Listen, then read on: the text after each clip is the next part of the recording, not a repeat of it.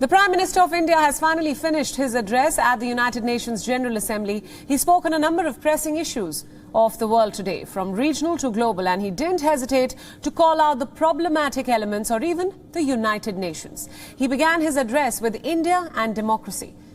Prime Minister Modi highlighted the identity of India as the mother of democracy and pointed out that a democracy can and has delivered. After speaking on a range of regional issues and development, the Prime Minister moved on to global challenges. Now, in this part of his address, there were a few whale swipes. He did not name any country openly, but the messages and warnings were quite clear. Let's now start with the first big takeaway, India and vaccines. Now, this message is important as India has faced a series of obstacles and problems with global recognition, despite being the vaccine production hub of the world. There were unnecessary delays in the recognition of India's Covishield vaccine by major Western countries and added restrictions for the citizens of India travelling abroad. Prime Minister Modi took stock of the situation and invited world leaders to come and make vaccines in India. Listen in.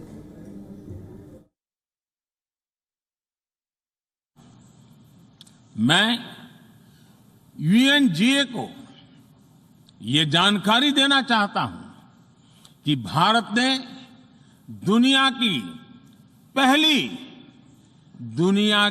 पहली DNA vaccine विकसित कर ली है, जिसे 12 साल की आयु से ज्यादा के सभी लोगों को लगाया जा सकता है। एक और mRNA वैक्सीन अपने डेवलपमेंट के आखिरी चरण में है। भारत के वैज्ञानिक कोरोना की एक नेजल वैक्सीन के निर्माण में भी जुटे हैं। मानवता के प्रति अपने दायित्व को समझते हुए भारत ने एक बार फिर दुनिया के जरूरतमंदों को वैक्सीन देनी शुरू कर दी है।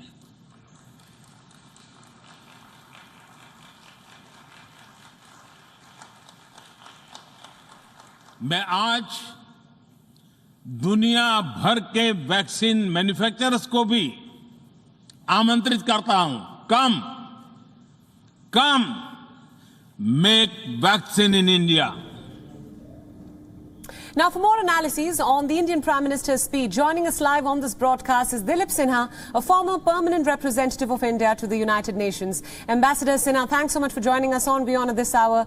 Now, the Indian Prime Minister has concluded his UNGA address from the pandemic, the climate crisis, to, of course, cross-border terrorism. Tell us what stood out for you. The biggest takeaway in this speech was that he was able to call out the UN itself. For all these years, India has been talking about India's permanent membership of the Security Council. But in these previous few years, in fact, for a little longer than that, what's been happening is that the UN's own credibility has been going down. And the Prime Minister mentioned 3 or 4 areas in which this credibility or these questions are being raised. He mentioned climate change, he mentioned Afghanistan, he mentioned COVID-19, the cooperation in that area.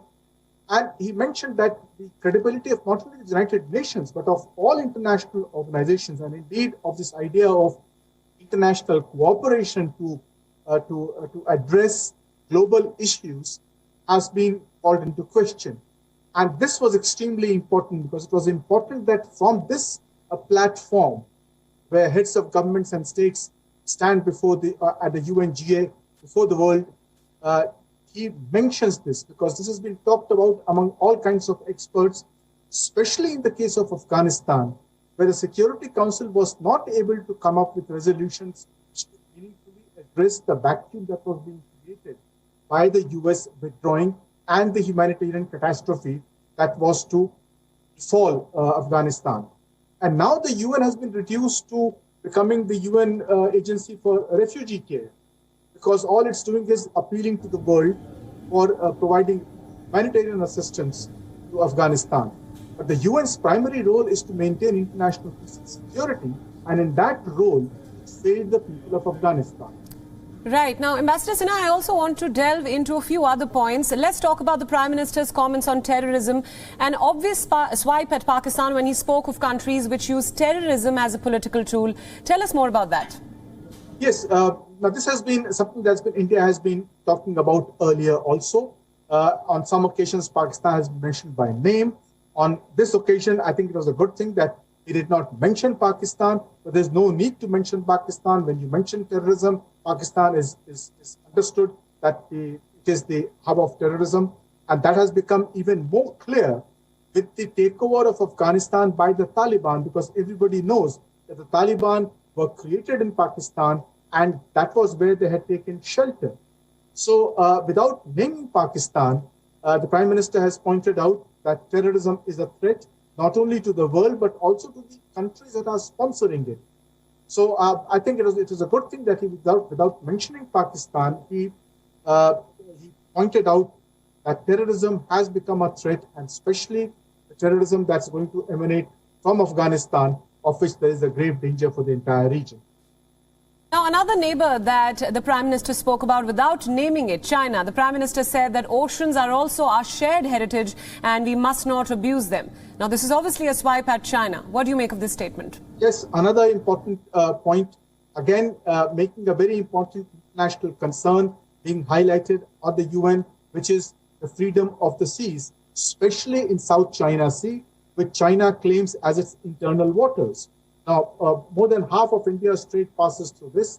A lot of world trade passes through this. Many countries are dependent upon the freedom of navigation in this area, and yet China wants this to be treated as an internal water of this country, of China. Now, this is a concern everywhere, and it is important that on this forum, we point out, not necessarily naming China, because again, everybody knows that the reference is to China. When we talk about the Indo-Pacific and the threat to the Indo-Pacific, the coercion that's taking place there, the Quad meeting that took place a day before, all these were there to address the concern, the threat to the freedom of navigation in South China Sea that emanates from China. So without naming China or Pakistan earlier in the case of terrorism, but the Prime Minister highlighted these two major international concerns. Moving on a little bit, the Prime Minister also made a pitch for India as a big manufacturing hub. He invited the world to come and make vaccines in India. He also met with global CEOs earlier, as we've been showing our viewers. So how will this all work to India's advantage in the future? And this was very important because on the vaccine issue, if you recall, India had started exporting vaccines, and then came the second wave. And we found that we did not have any surplus vaccines because vaccines were required for our own people. So again, a certain amount of doubt had arisen in the minds of investors as to whether India could be a reliable destination for vaccine investment, for investment in vaccine manufacturing. And it was good that the Prime Minister dispelled that illusion and mentioned that India is ready to receive investment. India can be and will become a hub for vaccine manufacturing. And again, speaking from this important platform, he addressed the world that India has resumed vaccine export and is willing now to take investment and become once more a hub for vaccine export, especially of COVID-19. Absolutely. Wrapping up our discussion here, I think the big question on everyone's minds right now, we've been seeing global leaders deliver speeches, emphatic speeches, talking about the pandemic, the climate crisis, vaccine inequity. But what now? What action will follow after all these speeches? That's a big question. Well, that's always a problem with the United Nations. This is a forum. This particular forum is important because world leaders come and give the views of their countries, their foreign policies of their countries, so that the whole world becomes aware of them. Now, what kind of cooperation takes place hereafter within the international community to address the problems that have been highlighted? That is precisely the problem that the Prime Minister ended with, which I think is extremely important, which is reminding the United Nations that it is the main forum for bringing countries together so that they can cooperate on these issues. And if the UN does not do this, then it will be failing in its duties, and it will also be creating a huge lacuna in the world at a time when there is need for greater international cooperation to address the problems that the Prime Minister highlighted and other people, other world leaders have highlighted in this speech. Right. All right, Ambassador Sinha, thank you so much for joining us on WION at this hour with all those insights.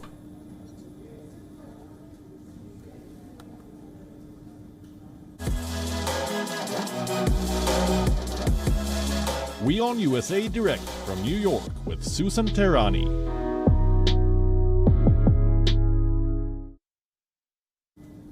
Now, for more analysis about the Indian Prime Minister's speech and some of the significant points that he made, our correspondent Susan Tehrani now joins us live from the United Nations headquarters in New York. Susan, thanks for joining us. You have been getting us all the updates of the different speeches made by global leaders. The Indian Prime Minister Narendra Modi just wrapped up his speech.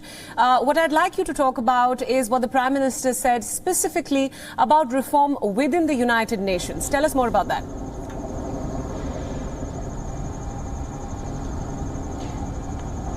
Reform at the United Nations has really been a relevant topic for years now, and I think that member states really understand that in order to really meet the challenges of the 21st century, there has to be a United Nations that's fit for the 21st century. And a lot of critics will argue, almost everyone is on the same page, that the United Nations was really put forth and put together after 1945. It was after World War II, and the world is a very different place. And Prime Minister Modi alluded to that. He said that it is important that we need to strengthen and reform UN for security, global order, global laws, and global values, really attaching importance to this institution for a place to have a secure global order, global law, and global value if it meets the challenges of the 21st century. And I think that another aspect that's been very relevant and important that perhaps Prime Minister Modi was alluding to was reform within the United Nations Security Council, another issue that's been a topic of discussion even among member states, the permanent member states, but they can't really come up with a consensus on what this reform would be. And that's really to expand these permanent member states, because most countries in the world right now just don't have the representation that they need. And again, you go back to a world that was post 1945, and still the Security Council is operating under that rubric. So whether or not you can meet the challenges of today, that's the pressing question. And I think the Prime Minister really honed on that, on something that is less talked about perhaps at a venue as the UN General Assembly. It really is the elephant in the room. Absolutely, that yes. At some point you really have to take a look within to be able to make differences outside. Definitely, Susan. I also want to talk a little bit about some of the other points that the Prime Minister made. As we've been showing our viewers, the Indian Prime Minister enjoys huge popularity in the United States, especially with the Indian diaspora. We've seen the rousing welcome he received, and now we're also getting reports that he's trying to shore up investment in India. He's talking about vaccine manufacturing, India being a powerful manufacturing hub. He's inviting world leaders and other countries to come and make vaccines in India. Tell us about how these comments have been received.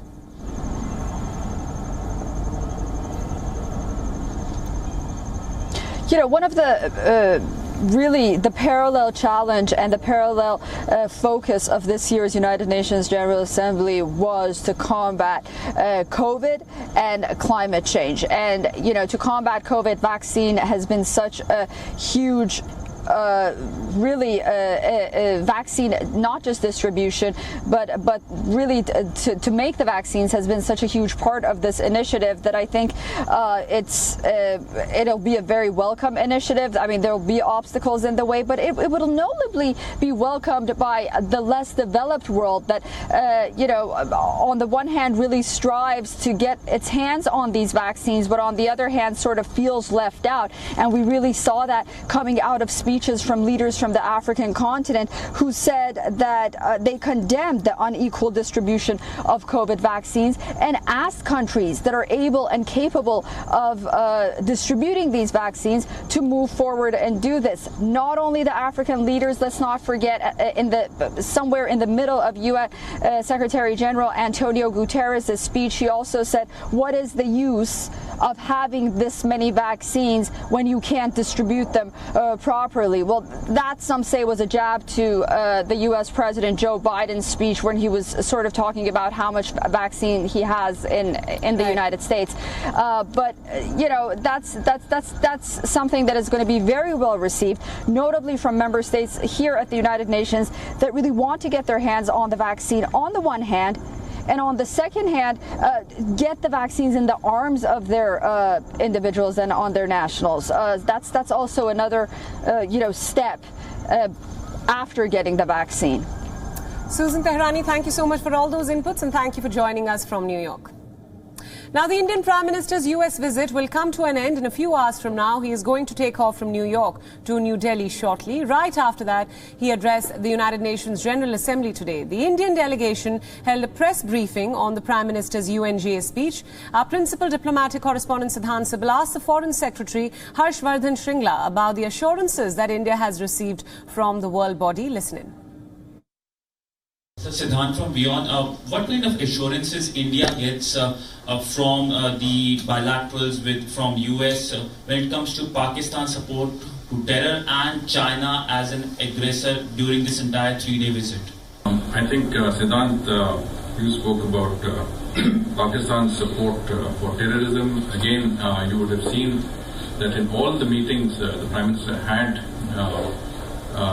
beginning with US leadership, there was suo motu recognition of the concerns that Pakistan represents as a country that has, in many senses, both supported and nurtured cross-border terrorism, including in Afghanistan and from Afghanistan. There was a sense that that situation needs to be watched very carefully, and that the international community needs to ensure that Pakistan fulfills its obligation as a member of the Committee of Nations in its basic obligations, that it does not in any way work against the detriment of its neighbors or any other country in the world. And that again has been reflected if you see strong statements both in the bilateral joint statement as well as the joint statement to the quadrilateral leaders summit reflects those sentiments quite significantly. WION World is now available in your country. Download the app now and get all the news updates on the move.